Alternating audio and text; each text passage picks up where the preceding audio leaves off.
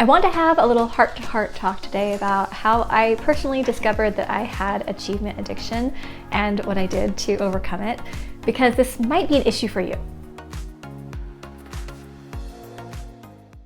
Productivity and organization can be great, but as you start to get really good at it, you can do more and more things. You can squeeze more and more into your day, and you can get to the point that you're running frantically all the time and not actually taking time to rest. Now you might be asking, well, why is that a bad thing? Because when you have achievement addiction and you do a lot, you get complimented for being so successful or being able to just do so much in so little time. Often you earn more money, you win awards, you participate in so many things, and you're a mover and a shaker, and everyone is just so proud of you. So often when you're being rewarded for your achievement addiction, it can be really hard to decide why to stop. There's two main reasons why I think it's important to assess where you are on the achievement addiction scale. And number one is because it's never going to be enough. When you achieve, there's this little thought in your head like, oh, I need to win the race or win the prize or get this thing done. But what's going to happen is you're going to win that race or get that prize, and then what? Now you need to go for the next one. So you will never be satisfied by it. You're just going to increasingly feel maybe anxious or hurried or rushed. Second, and this is probably the most important reason why I think we need to calm ourselves down from achievement addiction, is because anything that's not achievement oriented will naturally take a backseat. So I'm going to share a few examples, things that were indicators in my own life. And I'm sharing this because I want to make sure as I'm teaching productivity and organization that I'm making the world better and I'm helping your life to be better. If I'm just helping a bunch of people to move faster and feed achievement addiction, that's not my goal. So I really am willing to share kind of my own heartache, mistakes, and it's okay, things I've learned from, but I hope that will help you so you can learn from my experience. The first thing I noticed is that I needed check marks in order to prove my worth. If I were looking at my day and I wanted to prove to someone out there that I was, worthy and enough and capable, I needed to have at least, 5, 6, 7, 8, 9, 10 different things I could check off. That became my standard. Second, I found myself making excuses whenever I did anything that was even remotely relaxing. So if I wanted to sit and read a book, I would say, oh, well, my book is going to help me in my business, so it's okay that I'm sitting and reading. Or if I needed to take a rest, I feel like I had to justify, oh, well, I had a lot going on yesterday and I've been so busy, I just needed a rest. And so having to apologize for taking care of my health and my wellness, that was just an indicator, like, is it not okay to just sit and read a book? Is it not okay to just sit and rest? And I just felt like other people would judge me and think, well, you're just not achieving enough, therefore you're not important, right? Kind of goes in circles. Third, I felt an increased amount of stress every night when I went to bed, particularly on those days when I didn't accomplish a lot. And so here at LearnDoBecome, we talk about waking up excited and going to bed content. And I wasn't doing that. I was waking up kind of anxious, like to get everything done. And then I was going to bed thinking, well, I should have done more. And so that level of stress at the end of the day, it was like no day was ever a complete day. No day was ever like satisfactory. And I would go to sleep at night just feeling like, man, I just didn't do enough today, but tomorrow I'll do better. So if you ever hear yourself saying that, you don't need to feel that way when you go to sleep. Okay, fourth, whenever I was around one of my family members or friends or loved ones, if they needed more time than I had anticipated, I'd have a lot of concern that I wasn't getting to my things. So I was prioritizing tasks above people. Now, to be fair, you can't always just have your day fully open and everybody can just come and spend as much time with you as they want. Like, we do need to do our work and pay our bills and, clean things up and maintain life and all that. So of course, we need boundaries there. But I found there would be really important things happening. Someone was pouring out their heart. We're actually getting to, the root of a problem we've been dealing with. Maybe there was a really connective experience. And I could kind of enjoy it, but I couldn't fully enjoy it because my task list was just sitting there unchecked. So it was like I'd created this expectation for myself. And if people got in the way, it wasn't like, oh, you know what, I can just renegotiate and do the most important things and move things forward. That's how I think of it now. But back then it was a constant stress. So I was feeling resentful to the people who really matter. And the fifth thing I noticed is that I became very, very fixated on metrics. So if something didn't have a number to represent whether I was successful or not, I kind of disregarded it, where if I had a great time with my family, or if I was feeling really close to God, or if I was having all these wonderful benefits in my life, but they were impacting numbers, financial numbers, maybe social media numbers in our business, health metrics. Like if I wasn't actually actively making numbers grow, I kind of discounted that work. And so that's probably the biggest wake-up call. I've actually changed things now where I just check numbers occasionally, and anyway, I'll get more into the solutions. But I just want you to think about your own life right now, because I didn't even know there was such a thing as achievement addiction for a lot of years. And then when I learned about it, I thought, oh my goodness, that's totally me. And so I've been going through this process of learning how to actually create a life where I do wake up excited, go to bed content, and I'm going to show you how I did that.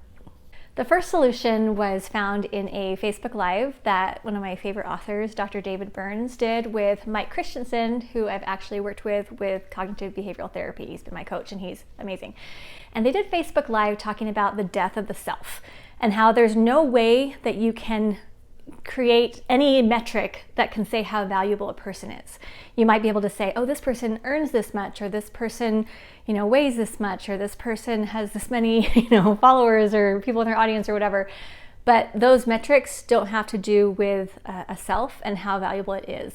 It was this full, I think, an hour plus long Facebook Live, but it was so good that I actually went through it and wrote a bunch of notes and typed them up. So I'm going to have a link in the description if you want to see all my notes on it, and a link to where you can watch it, because it was very eye-opening and very healing, and it really was life-changing. I noticed that when I paid attention to that there is no self and no value. If I was going to a party, for example, and I didn't look great, I was like, oh, that's fine. I don't have to look great. It doesn't make me a more valuable person. And just that ability to not do things for other people to think you're valuable was huge. The second thing that helped me was making a shift from doing a lot of things to doing the essentials. I've actually spent a lot of time over the past few years really simplifying everything in my life, where I've stopped doing a lot of extra stuff that wasn't really necessary, but I just thought it was making me just like everyone else. So I don't go to as many conferences. I don't do a lot of the in-person things I used to do. I've just decreased the number of programs and projects and things. So we're very focused here at LearnDoBecome. In our family, we're very focused. We just do things that make sense and are simple and work with our energy.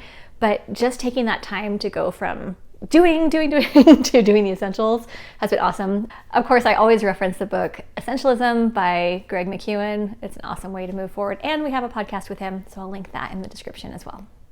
Number 3, I started owning my decisions. I decided I don't have to explain myself to anyone. Eric calls it selective information release.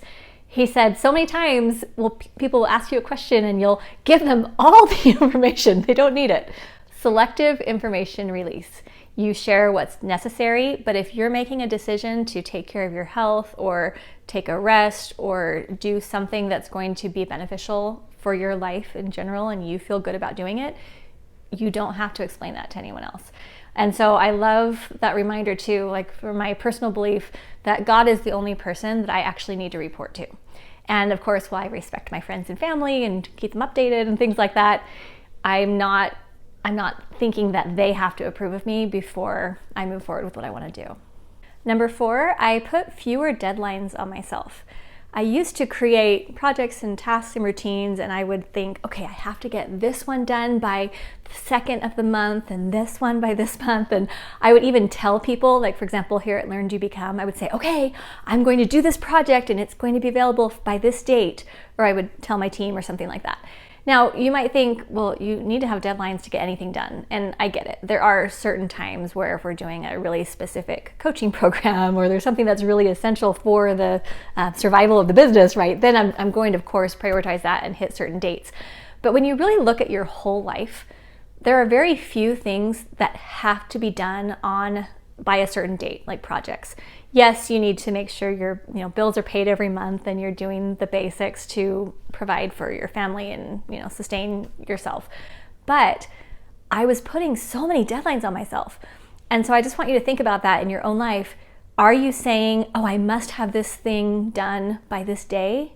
Are you putting pressure on yourself that's pretty arbitrary?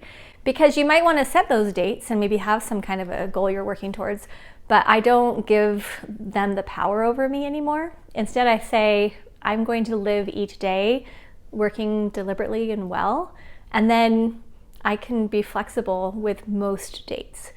And that has been so good because I used to just kind of like a little whip. I would make myself do things and it wasn't good. So that was a huge one.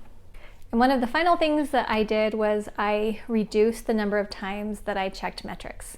So for example, in our business, I have like 10 metrics that show the general health of the business. I used to look at it all the time, like multiple times a day. And now we have a report that our daughter Leah works with us. She puts it together once a week. And when I see it's completed, I get a little email, I go check it and I just look at the metrics, good information, and then I move forward. That's been really, really helpful for me because then I think, well, I want to do work that I care about and I want to put my heart and my love into it. But I'm not going to sit here and look at numbers all the time because that just took all the fun out of it, to be honest. It just made me feel like, I'm just always reaching for numbers, and that's not why I'm here. Now, while there might not be as many very specific metrics for things like your personal and your family life, just being able to step back and say, instead of racing towards some arbitrary goal, I want to create a life that's very sustainable. So that when I look back on my life, I can see joy and meaning and purpose and be able to make a difference where I can. So I do recommend that you think about any metrics that maybe are driving you crazy right now, maybe metrics that you're wishing would move faster. It's great to be able to create projects and tasks and things to help influence them, but it's okay if the numbers aren't always exactly what you want. So in the spirit of simplifying, not having achievement addiction, and moving forward with the things that I feel I'm most meant to do in the world, here at LearnDoBecome, we have a STEP program and an Arise membership. These are two of my main priorities. And if you want to get organized, build your Command Central, that's our STEP program. If you want to be part of our monthly membership with me and Eric and Team LearnDoBecome, where we dive into a specific topic each month to help us actually wake up excited and go to bed content, we would love to have you. So we'll have links in the description to learn more about STEP and Arise. And we're so glad you're here on the channel. We put things out via social media and in our newsletter and here on the channel to be able to help you, to be able to be organized and be productive, but do it in a way that's going to move you forward, architecting the life of excellence that you're excited to wake up and live. We'll see you soon.